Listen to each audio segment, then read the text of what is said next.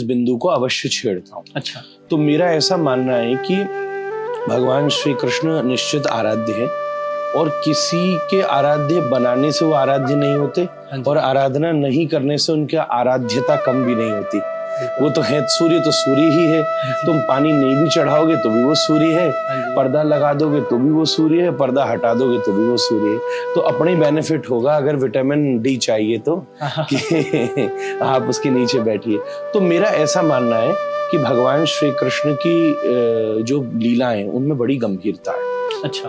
उनको केवल एक डायमेंशन से नहीं देखा जा सकता, वो ऑलवेज मल्टी डायमेंशनल है। भगवान तो 16 कला संपन्न है। अच्छा। इसलिए ये माखन चोरी लीला पहली बात तो अगर हिस्टोरिक फॉर्मेट से देखा जाए तो श्री कृष्ण 5, 6, 7 साल के बच्चा है। देखो भैया, एक और बात सूरदास जी ने लिखी है, 9 लाख गैया थी नंद बाबा की। 9 लाख? हाँ, तो चोरी के विषय को जरा ध्यान से समझना होगा।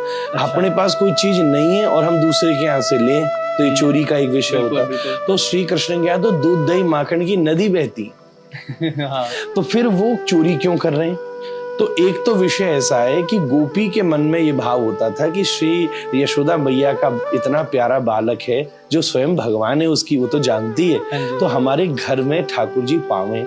अब वो पवावे कैसे? तो वो प्रार्थना करती थी। तो ठाकुर जी ने उन गोपियों की मनो इच्छा को पूरा करने के लिए इस माखन चोरी लीला को क्रिएट किया। ओके। जिससे वो ये भी ना लगे कि उसने कोई ऑफर की है भगवान को चीज और भगवान ले रहे हैं, और वो लगे बच्चों का खेल और उससे भगवान भी सब पर कृपा कर सके और गोपियों को भी भगवान को माखन खिलाने का अवसर बन जाए। ये तो वही लीला वाली बात। अच्छा। दूसरी बात हुई हिस्टोरिक बात जो मैंने आपसे कही, 5-6 वर्ष का बच्चा, तो किसी के दूसरे के घर में आप बालक को ले जाओ तो आप इधर उधर होगे तो वो दूसरे घर में भी अपने घर जैसे खेलने लग जाता है, दूसरी की चीज उठा लेता है। छोटे बच्चों को मॉल से या शॉपिंग स्टोर पे ले जाओ, उनको क्या पता ये खरीदना है, तो वो उठा लेता है। तो ये तो रही दूसरी बात। अब तीसरी बात एक ये है कि माखन चोरी एक सोशल रेवोल्यूशन है। कैसे?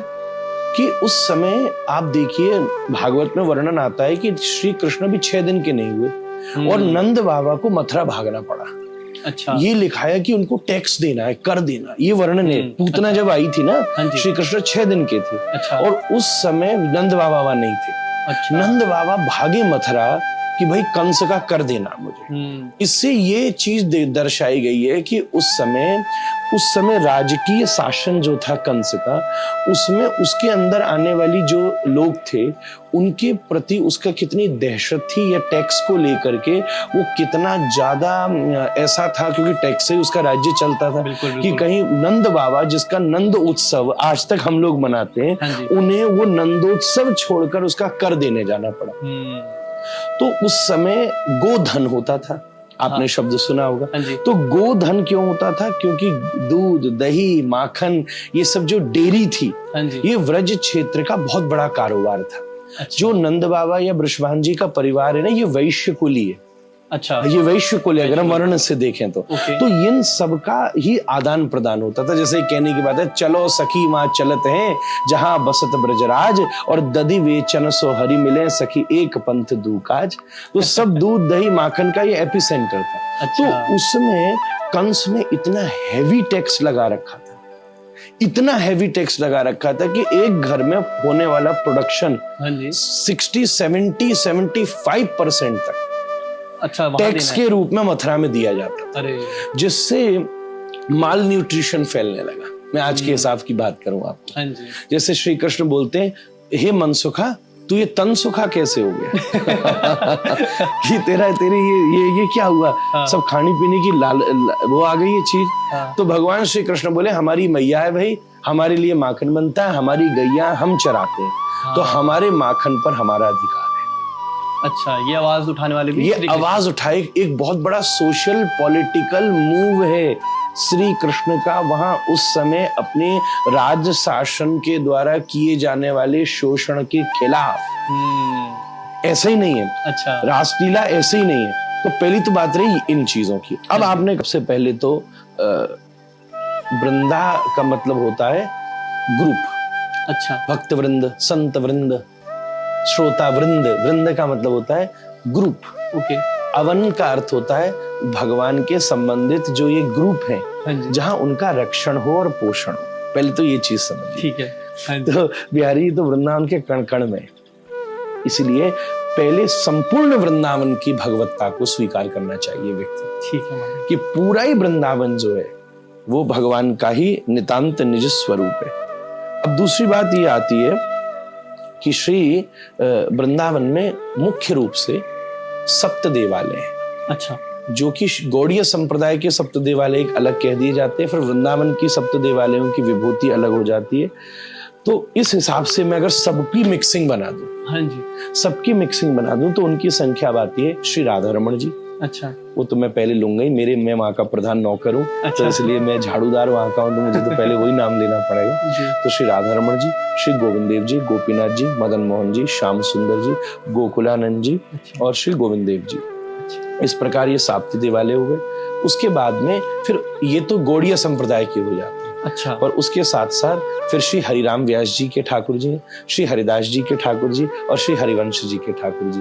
तो इसमें श्री राधा वल्लभ लाल, श्री बांके बिहारी लाल, तो ये तो सब पुरानी आर्ष वृंदावन की परंपरा है। हाँ जी, पर इसके साथ साथ हमारा ऐसा मानना है कि हम लोग जैसे श्री गोपेश्वर महादेव, हाँ जी, ये बड़ा सुंदर स्थान है। ब्रह्म कुंड, जहाँ ब्रह्मा जी बैठ करके तपस्या करते हैं, ठाकुर जी उनको रासलीला में ऐसा गोपेश्वर महादेव का मंदिर है जहाँ पर श्री शिव जी गोपी का रूप वेश, एक धरती में मंदिर है जहाँ शाम को उनको घाघरा पहनाया जाता है, नथ लगाई जाती है।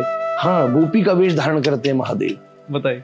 गोपी के वेश में, गोपेश्वर उनका नाम। हाँ जी, तो ये सब बड़े फिर रंगनाथ जी का बड़ा सुंदर मंदिर है, जो किसी जमाने में कहा जाता था उत्तर भारत का सबसे बड़ा मंदिर था, अच्छा, जिसकी स्थापना लगभग 250 वर्ष पुरानी हुई है। हाँ तो वो जी, स्थान, ये तो जो मैं बता रहा हूँ ये तो पुरातन, ये जो मंदिर जो मैंने पहले गिनाए, जी, इनकी आयु 500 से 600 वर्ष है।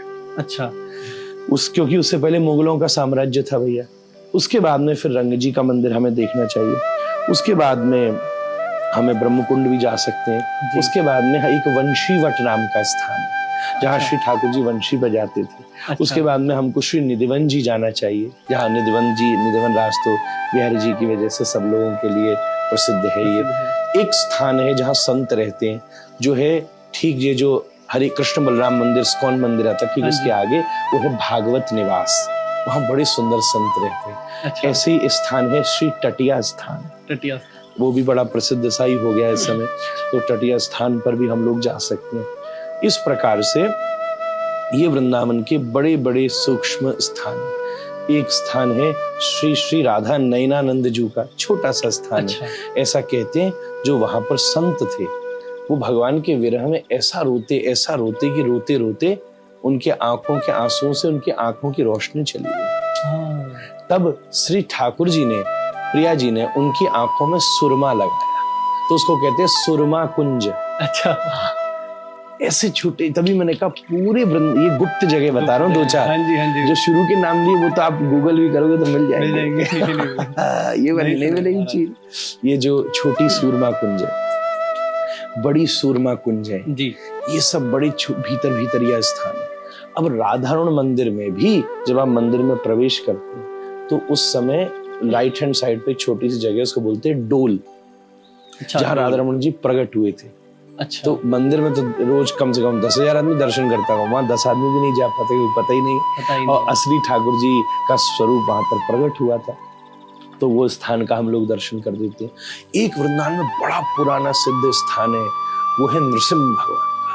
नरसिंह, ये राधा वल्लभ मंदिर के पास में, उनको वैष्णव नृसिंह के, अच्छा, ज्यादातर लोगों को नहीं पता, वहां भी कभी कभी जाके दर्शन करते। एक श्री वृंदावन में बहुत पुराना स्थान है संत का, और वो वहां वो बिल्कुल इधर जब बिहारी जी के रास्ते पे जाए तो उनको कहते हैं मोटे गणेश।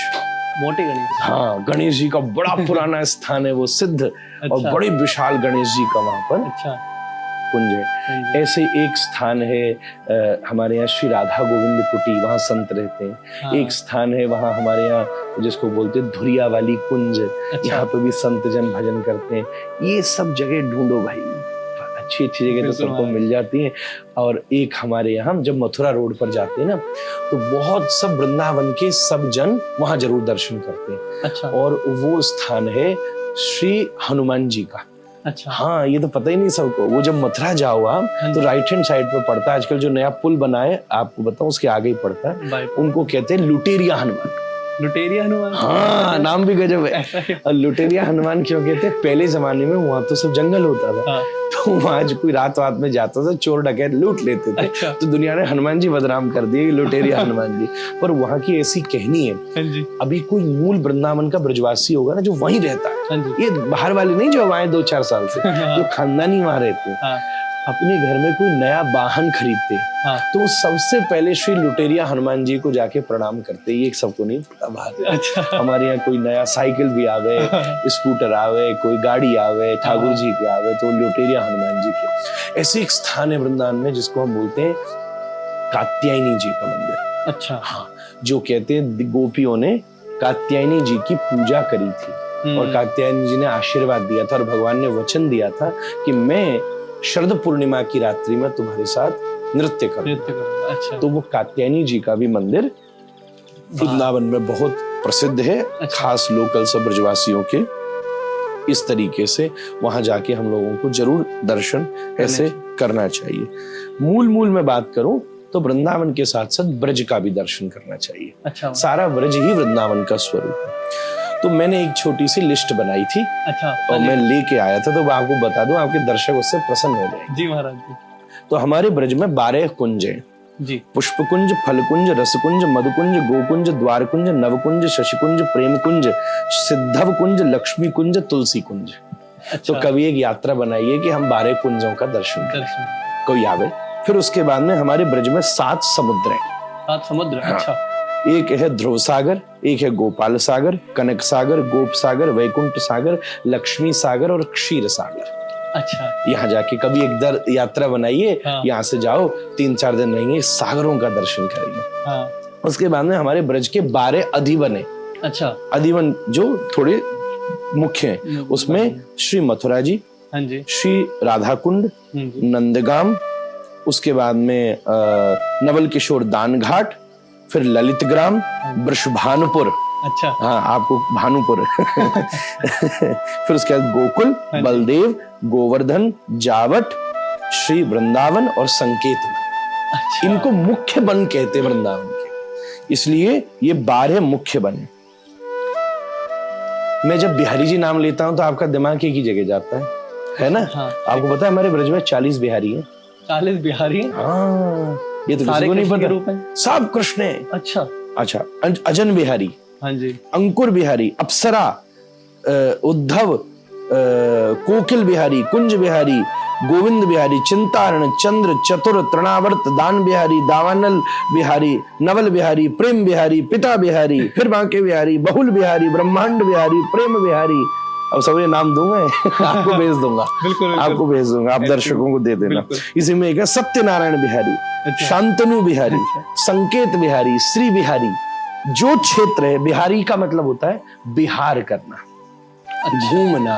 अच्छा। तो जहां ठाकुर जी रोज रोज घूमने जाते हैं वहां वो बिहारी जी उस रूप में प्रकट हो। 40 बिहारी हैं। तो कभी जाओ, कोई तो योजना बनाओ कि हम हफ्ता रहेंगे और 40 बिहारी का दर्शन करें। ठीक है, अब ब्रज का सुख मिलेगा। हमारे ब्रज के 5 पर्वत हैं। अच्छा।